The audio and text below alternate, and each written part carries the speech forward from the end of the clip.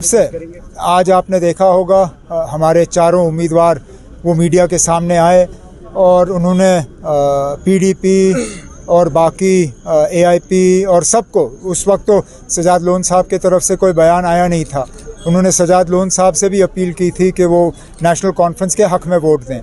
अब सजाद लोन साहब ने इलेक्शन से जो है बाहर रहने का फ़ैसला लिया है, वो वोट नहीं डालेंगे।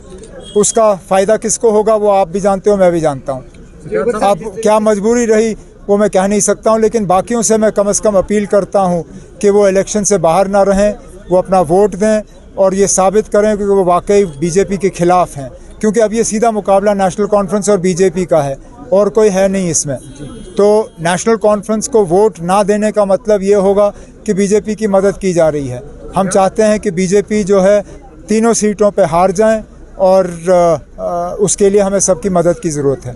नहीं, अब पाकिस्तान और अफ़गानिस्तान के सरहदों पे क्या होगा उसका जम्मू कश्मीर पे कोई असर पड़ेगा नहीं, लेकिन हम तो चाहेंगे कि पूरे ये इलाके में, सब कॉन्टिनेंट में अमन का माहौल रहे, चाहे वो पाकिस्तान हो, अफ़गानिस्तान हो, बांग्लादेश हो, नेपाल हो, श्रीलंका हो।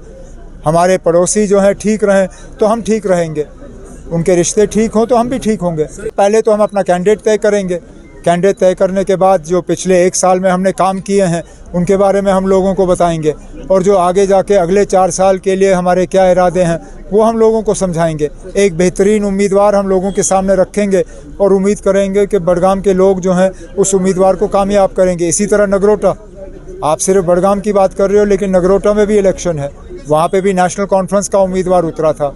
हम उम्मीद करते हैं कि इस बार भी नेशनल कॉन्फ्रेंस का उम्मीदवार उतरेगा और वहाँ हम जीत की कोशिश करेंगे। अब अगर हमें बीजेपी की मदद करनी होती तो हम अपना उम्मीदवार चौथे सीट पे खड़ा क्यों करते? फिर तो हम समझौता करते ना। और वैसे भी सजाद लोन साहब, अब उनकी सियासी सोच और मेरी सियासी सोच में थोड़ा सा फ़र्क है।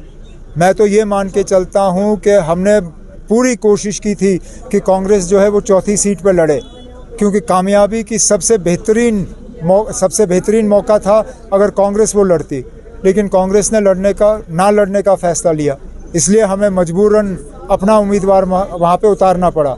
लेकिन हम तब भी जीत की जो है उम्मीद लगाए बैठे हैं।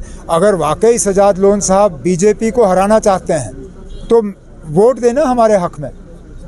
उनका इलेक्शन से बाहर रहना बीजेपी को फ़ायदेमंद है, तो हमारे ऊपर इल्ज़ाम लगाने से पहले वो अपने इसको देखें ना कि वो क्या कर रहे हैं। बीजेपी को अगर वो हराना चाहते हैं तो वोट दें, इलेक्शन से बाहर क्यों रह रहे हैं? वो अलायंस है ना। हम चौथी सीट पे अपना उम्मीदवार उठाना नहीं चाहते थे, हम चाहते थे कि चौथी सीट पे कांग्रेस लड़े, क्योंकि जैसे मैंने आपसे कहा, जो हमने नंबर देखे और जिस तरह हमने हाउस की कॉम्पोजिशन देखी, हमें लगा कि सबसे बेहतरीन जीतने की गुंजाइश तब होगी अगर कि कांग्रेस वो सीट लड़ती, क्योंकि पीडीपी हमारा एलाय है नहीं, लेकिन पीडीपी इंडिया ब्लॉक का एलाय ज़रूर है। तो पीडीपी के लिए उस वक्त कांग्रेस को वोट देना शायद ज़्यादा आसान होता बनिस्बत के नेशनल कॉन्फ्रेंस को, लेकिन चलिए अब कांग्रेस मैदान में है नहीं, इसलिए अब हम कांग्रेस के तरफ से पीडीपी से गुजारिश करेंगे कि बेशक हमने 1 साल पहले एक दूसरे के खिलाफ इलेक्शन लड़ा, लेकिन क्योंकि अब सीधा मुकाबला नेशनल कॉन्फ्रेंस और बीजेपी का है, तो हम उम्मीद करेंगे कि पीडीपी इलेक्शन से बाहर ना रहें और वो नेशनल कॉन्फ्रेंस के उम्मीदवार के हक़ में वोट दें।